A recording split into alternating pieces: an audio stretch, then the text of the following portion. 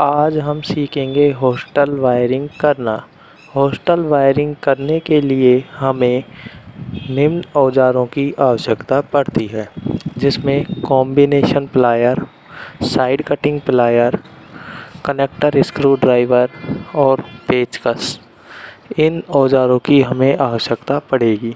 उसके बाद में हमें आवश्यक सामग्री में चाहिए 4 holder, 4 two way switch, 1 one way switch, neutral phase supply के लिए PVC copper wire, PVC tape, ये हमें चाहिए।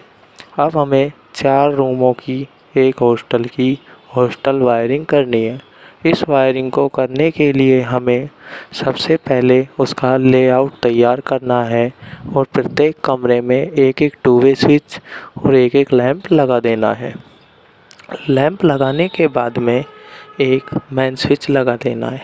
अब हम करते हैं कनेक्शन करने के लिए हमें वन वे स्विच के 2 टर्मिनल होते हैं, टू वे स्विच के 3 टर्मिनल होते हैं। तो वन वे स्विच का जो नीचे का टर्मिनल है उसको टू वे स्विचों के चारों के नीचे के टर्मिनल से कॉमन कर देंगे और वन वे स्विच का ऊपर का टर्मिनल चारों टू वे स्विच के ऊपर वाले टर्मिनल से कॉमन कर देंगे।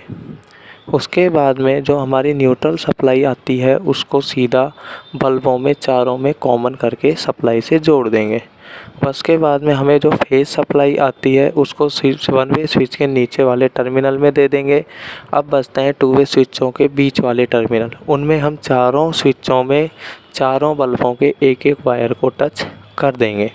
उसके बाद में हम सप्लाई को चेक करते हैं तो देखा है कि पहले स्विच को ऑन करने पर फर्स्ट रूम का स्विच हमारा ऑन करने पर पहला बल्ब ऑन हो जाता है, दूसरे रूम का ऑन करने पर दूसरा बल्ब ऑन हो जाता है, तीसरे रूम का ऑन करने पर तीसरा बल्ब ऑन हो जाता है और चौथे स्विच को ऑन करने पर चौथे वाले रूम का बल्ब ऑन हो जाता है। इसके बाद में हम देखते हैं कि यदि हम चारों स्विचों को ऑफ़ कर दें और मेन स्विच को ऑन करें वन वे को तो हमारे चारों बल्ब जुड़ जाते हैं और यदि मेन स्विच को ऑफ़ करें तो चारों स्विच बंद हो जाते हैं।